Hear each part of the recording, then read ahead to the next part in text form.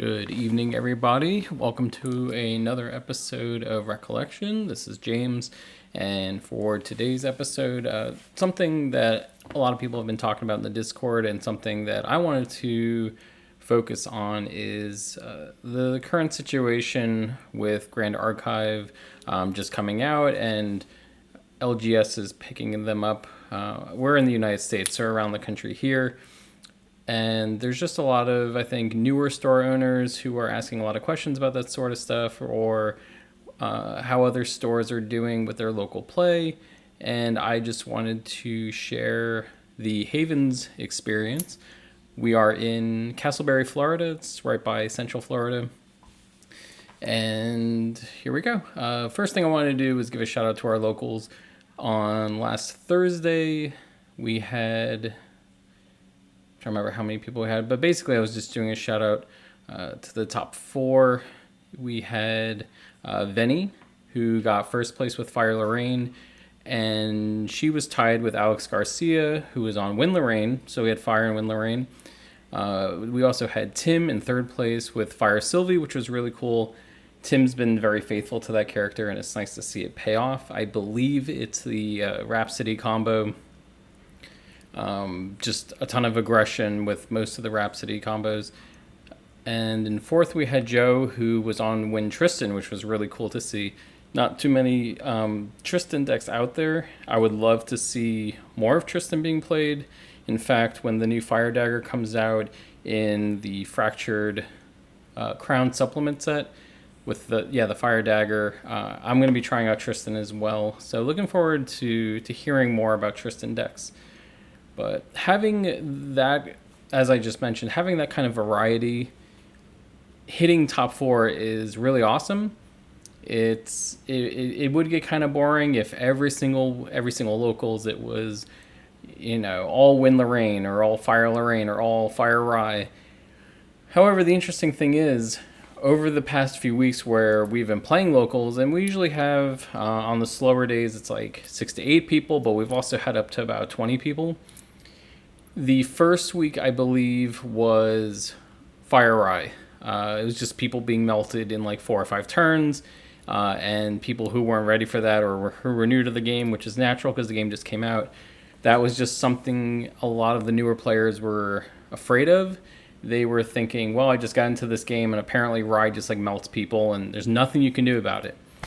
Well, about 2 weeks later, we moved into Win Lorraine. There's a local player, Andrew. He's been doing really well, especially Win Lorraine. But in general, Win Lorraine is really strong. And people were saying, oh, well, Win Lorraine has too much, has like great defense capabilities, has an awesome finisher combo, all this good stuff. Like Win Lorraine's top tier. So everyone started playing Win Lorraine. Then we had a few players playing Water Assassin, and between, you would reveal the cards in your memory at level 3, and not only were you dealing damage, but you were healing for a ton. People were like, you can't beat Water Assassin because there's too much sustainability, and you can't keep up, and they do tons of damage just by revealing their cards. So week by week, you're seeing the meta changing. And now I think most of our local players are either testing new things just for funsies, which is a great thing to do, but I think no one knows what everyone's playing, so you just have a ton of different things entering now that kind of has like the rock, paper, scissors mentality to it, but it adds for a very interesting local play because you don't know what you're going up against, and there isn't just one meta, slamming everything. But that's something I hope a lot of locals have to deal with. They don't just all climb aboard one deck and you just have a ton of mirror matches, because that does get kind of stale and boring. I know there's just like the initial set, and despite it being a very large set for the launch, just experiment. Check. There's content creators, such as Main Deck, that they're doing deck techs all the time. So if you're not making your own deck, you can definitely look it up. There's also the website, and we can put links below, the Sylvie Deck Builder website, and you can get lots of good ideas from there, or it's a good tool to assist you with building a deck. But speaking about local stores, I was just going to give a bit of a history on how I got into card games and how this all started, and that led to meeting up with Matt Heffelfinger into us making the Haven games. But the main reason I'm telling the story is because I do see a lot of new store owners getting into the fray, asking about distribution, all that stuff. And I'm not going to get too much into the distribution side of things. I'll give a few tips though, but what I'm going to go into is it all started, and a lot of sellers are in this situation. I mean, my store was like basically my living room, and over several years and support from my wife and friends and family, that built up into saving money and getting to know, developers and getting to know content creators, and with a lot of consistency and hard work and being stubborn and all that good stuff. Now, I have like a brick and mortar over in Florida with Matt. But the point is, pick a game, and hopefully it's Grand Archive, that you really enjoy playing. Don't just, if you like those games, it's perfectly fine, but don't just think you have to do Pokemon, Magic, or Yu-Gi-Oh!, the big three, so to speak. But just with the support that the Weebs of the Shore are showing to Grand Archive, definitely just invest in it. And I don't mean you have to go crazy, but just tell everyone about it. Do content like we're doing. Run local events. We, for our store, we printed out our own posters. People would come in and they would go, so I know what, the big three games are, but what is this Grand Archive about? And the art's really good. Just kind of do everything you can for the game that you really enjoy and you support, and that's how it grows, and kind of has like a domino effect of it growing and then getting support, because we just want to see this game grow. So if you are, let's say you do have a locals, even if you don't have your own store, some things I would just recommend for locals, and I kind of went into this in the last video, though, is just have a very positive outlook on it. All you need is 4 people. That's all you need to fire locals. You can even do 2, but that's not really a local play. That's just kind of like doing some kitchen gaming. But the biggest thing is just have fun with it. The biggest draw I know when we have been showing Grand Archive is that players from other games walk in. They see how much fun everyone is having, how much they appreciate the art, how awesome the foils look. And it's very contagious. The players walk over. We have that. They had the Discord shop, the desk mat, the giant one, which displays like some of the incredible art. And many customers who know nothing about Grand Archive go, obviously they know what game it is because there's a giant Grand Archive logo, but they go, who are these characters? What does the game play like? Do you have demos? And that's where we use the brochures that I gave a shout out to on the Discord. Those brochures, we're almost completely out of them. I think we have to print more. There's the demo decks that you can get from distribution or from Weebs of the Shore. I think now you have to get it from distribution. But there's a lot of tools you can utilize, most of them free. The demo decks, the brochures, all that good stuff are either cheap or they're free. And just take advantage of it as much as you can. And you bring in 2 people. Those 2 people each bring in 2 people. Before you know it, you have a 16-player locals, and you're having a great time. But also, if you see me on the Discord, because I chat in the Grand Archive, the main Discord, I'm always up. You can ask me questions, and if you have any worries about how to get the game spread, or what's the best way to get product and all that other good stuff, I'll do my best to help you out. There is this weird issue that a lot of stores have with smaller games. My main game for about 6 years was Final Fantasy TCG, the game that somehow no one's ever heard of, but that was my main game, and that's kind of what got me to where I am now. And the biggest thing is just staying focused on what you enjoy about that game, getting the word out. But the main point I was going into was, don't feel like you have to compete with other stores. The whole point is for a bunch of stores to support the game, and the game and the community benefits from that as a whole.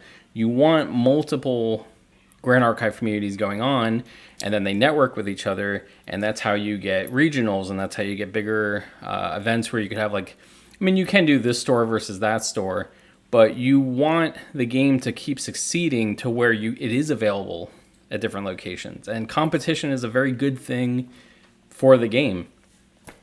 So definitely do not get into something where you dump on another store or another group. I mean, just keep the toxicity to a minimum, whether that's through gameplay or the stores or the communities or anything like that. And it's crazy just how much success you will find by doing that, instead of trying to be number one with your store and all that stuff. So currently with our store, as far as scheduling goes, we do local Swiss on Thursdays. That's usually like the more popular format for most games. But we are going to try out draft on Sunday, and the way draft works in this game, it's a little bit different. You get 6 packs, so we're charging $25 for that. It's kind of like a mix of sealed and draft. You draft a pack. That's where you open a pack, you pick a card, and then you pass it to the player to your left, and you keep doing that until you run out of cards. But you draft a pack, and then you open a pack, and then you draft a pack, and then you open a pack, and you keep doing that. You make the best deck you can, which currently most people are recommending. You do not try to go for a level 3 hero or like a type of like standard deck. You want to play the lineage heroes. You can do like Mordred, and that way you can get a lot of floating memory via the like the sword attack cards, which is something there's plentiful of, instead of just relying on cards that you would do like a normal deck, because you're not going to come across that many floating memory cards out of the 6 packs. But either way, that is something we're looking forward to doing. We will be giving out the gold and silver reward packs, which is definitely something, if you order product from distribution, you will get those. That's something I hope Weebs of the Shore is very consistent on, is supplying promo packs as well as changing up I think it's like 3 cards a season. I don't think it's called a season, but just keeping that rotation going. So, I mean, that's something a lot of players are looking forward to, because foils are very hard to get right now. They're very expensive, and those gold packs have a very high chance of giving you a foil. So players desperately want the gold packs. That also dumps a bunch of foils into circulation, which should help the secondhand marketplace kind of get those going to people who want to buy them.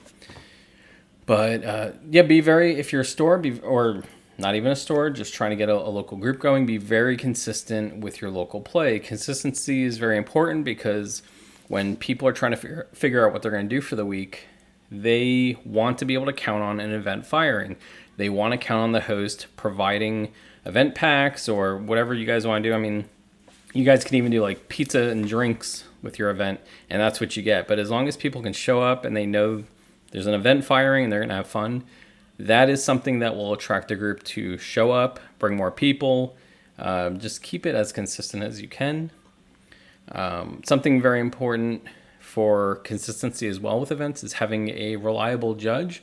Right now there aren't like certified judges, but I know there's a lot of players who want to get recognized as a judge. So something that we're doing at the Haven, for example, we have a good friend of ours, Devin, who has volunteered to be the judge. He has been studying the rules day and night since the game came out. He's taught a ton of players how to play.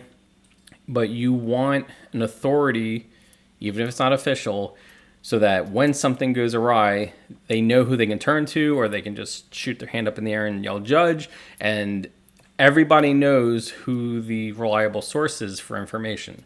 It shouldn't be both players Googling an answer every time. That's going to waste a lot of time in the match. It's going to cause arguments, whose phone's not working, whose website is more reliable, all that garbage. So just try to have a judge on hand, or if you don't have a judge, study the comprehensive rules and be a judge yourself.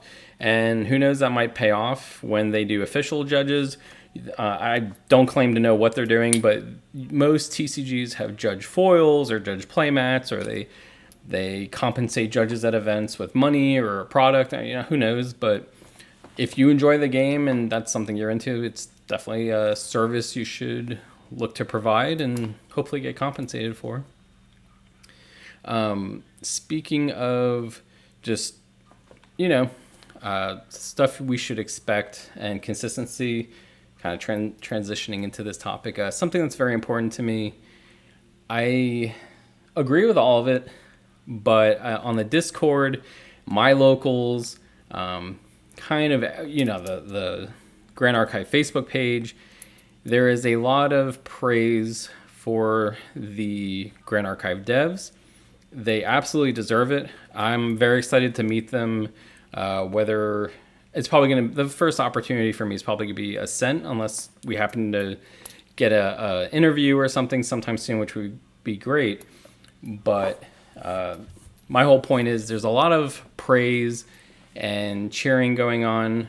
But the thing is, a lot of times I hear newer players go, well, what about the devs? What's so great about them? And I'm going to kind of quote Devin here, which is, I'm just being honest, and it's nothing bad. But they say like, oh, it's really cool. Like they like anime and they talk about video games and stuff. Now, here's the thing. That is great. Because I'm sure most of us love anime and video games and all that good stuff. I've been playing RPGs for like 34 years. I love the whole high fantasy setting and all that good stuff. The thing is, I do believe that as players and, quote, investors for all the money we're spending, we do have to kind of have very high expectations from Weebs of the Shore going forward. So far, it's been great. There were a lot of delays during the Kickstarter, which is a little disappointing, but that should kind of be expected with, there was COVID and Kickstarter stuff and shipping and distribution and all that garbage. But I'm talking about going forward with future sets, the OP support, the high standard that we should require for all the money we're paying. We need to make sure that's a thing. There's a lot of promises coming out. The OmniDeck software and all the OP stuff and the rating systems, and there's the different competitive leagues where it's like the Silver League for the collections, which I honestly think which is what I'm going to try to do to compete in. And then you have the standard like competitive play, playing the actual game competition. But there's all this stuff that's being promised, and if they can pull it off, that's amazing. That's going to be really awesome, and certainly I hope that's how it's going to work out, because we all love this game and we want to continue supporting it. But I hope, because I've seen it to the detriment of certain games, where the devs, people just blindly follow them. It's just, well, I'll just keep throwing my money at you, blah, blah, blah. I mean, you can take a lot of stuff with Magic and Yu-Gi-Oh! Or like, when people quote like, well, it's just, they're just being themselves, and yet they keep, to a negative perspective, and they just keep throwing money at them. And it's like, well, the game's never going to get better if you just keep funding them while they continue their bad practices. But that being said, that kind of comes off negative. I just don't think everyone should blindly praise everything because of the fact that they may have like the same hobbies and interests. I think my biggest thing is, and this is just something I've experienced since I've started selling cards and playing card games, especially with Grand Archive, there is a ton of potential to be had. They printed a certain amount of boxes, and I think even themselves didn't realize how explosive the game was going to be. I know at our store, we are almost, I think, completely out of like foils as far as singles go. We've been selling tons of starters, tons of boxes through our posters, the brochures, the table mat, just all the players yapping about it constantly, including myself. There's been a ton of new TCG players coming into the store and asking about it. And now we're waiting on a second wave of product because it's selling out everywhere. And I don't know, I hope the team grows. I hope they hire more talent, more people. I hope the art consistently stays as amazing as it is. The card quality. I know we've all said this. Devin has said this. AJ, myself, many others. Every single foil in the game looks incredible. There's very specific touches to like every foil where it's not like they just foiled the whole card and they were like, all right, next. A lot of detail has been put into every card, which I just can't get over how great they look. I know I'm trying to collect them, which it's kind of tough considering you only get 3 a box. Again, hopefully with the gold packs, that'll put a ton of foils into circulation, so that'll kind of help with that and drop the prices a bit. But again, just with the expectations, continue to praise them, continue to encourage them, and show your support. But I just hope they follow through with everything they're saying, because it's got to be tough. I think there's just like a team of like 8 or 9 of them. It may even be smaller than that. The Discord support has been wonderful. They're very responsive. Great sense of humor. I've seen a couple of the members in like interviews and stuff like that, so that's been great. And again, when at Ascent, hopefully I get the VIP pass before it sells out. I hope I get to meet all of them, and I want to keep doing content like this, and I'm many other people do as well. But it's just we'll see how it goes, and like I said, with the potential available for this game, I just want the best out of it. So that being said, for any as a tip, I guess I can give to any stores that are starting out with distribution. I know a lot of people are looking to how to get into this game. I would say there's a smaller distributor called YY, which they can help you out. They do like smaller orders, I think. We use them for like WeCross and Grand Archive, but our main distributor is PhD. We have a great rep, Ryan, who is always on top of things with us. Obviously, you just get the rep you kind of get. It's kind of up to you. But PhD has been very helpful with getting product. They were very helpful with getting us our promos, the promo packs, as well as the demo decks. I think they sent us like 36 of them or something like that, which that has been very helpful. Anything that's free is great to get people kind of like hooked into the game, learn the rules, kind of get the basics down. And that's after they learn that's when they go into their starter decks and the booster boxes and all that. So if you're looking to sell stuff, I would start with those distributors. I don't think, like, Southern Hobby kind of had it on their page for a little while, then they dropped it. I don't know what's up with that. I think Southern's kind of going through a lot of stuff right now. And GTS, I just don't think carries it. There's also Alliance, which is a great distributor, but I don't know if they have it either. I don't think we've been getting that from them. It's mainly been PhD and YY. But something else, just like with everything else, that I'm hoping for the Southeast region, because we're in Central Florida, that I'm looking to do. For many years, I've been hosting major Final Fantasy TCG events. I also do a few, back when UFS was a thing, universes. I did a few events for them, but for Final Fantasy, it was like an annual thing. We had a giant kind of like regional type tournament. People would fly in from all over the country. Some people from Canada, California, Texas, like Maine, like every corner of the country. And it would be like, a very competitive Swiss event, but we'd also again, this was Final Fantasy. We'd have like Final Fantasy music playing. We would have custom prizes for one of my events. We had a kind of like from like a golf tournament. We had one of those giant checks with the Final Fantasy VII cloud facing the Mako reactor, or I think it's the Shinra building actually, the Shinra building. Custom check printed out.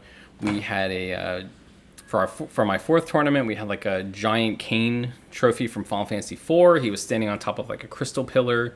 I don't know, but the point is, for so many years I was so hardcore into hosting the events as I still am. We just had like a 102 player event the other week, but I am looking to continue putting that kind of momentum and support into the Grand Archive events. So as far as the United States is concerned, mainly the Southeast, but if you can fly in, that's great. We definitely have major tournaments planned for Grand Archive as far as, Swiss events, but we also are going to do like day 2 side events where we'll do draft. I don't know if there's any other formats that are coming along the way.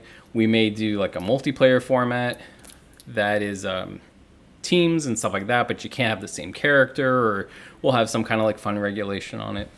But that is stuff that I hope everyone can look forward to. We're definitely going to be, spamming the Discord and our local Haven Discord for stuff like that as well.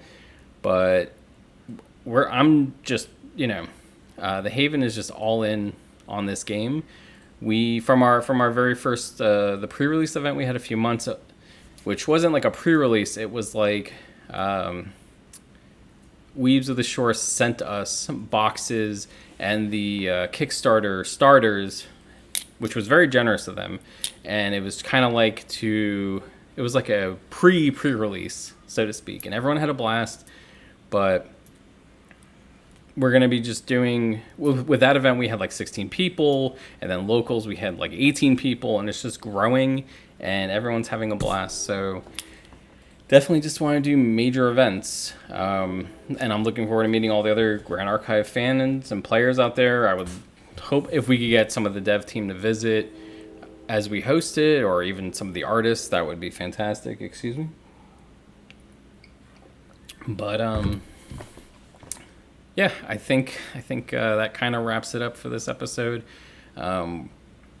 Just hoping to see the potential of this game get realized over the next few sets, and everything that works out, because it's a great game, and I've been having such a blast with it, as many of you have as well. I see the Discord, I think they said there was like 490 new unique users like the day the actual retail booster boxes were released, like last Friday or whenever. That's awesome, and we'll just keep it up, and the game will keep growing, and it'll go from this weird memory resource system Kickstarter game that AJ and I were testing out like a year and a half ago, to a game that's spreading all over the country, and before you know it, we'll have the supplements set out. So on that note, Devin, I hope you pull your Merlin soon. I hope I pull any kind of collector rare, and I don't know. We'll see you in the next video. Have a good night.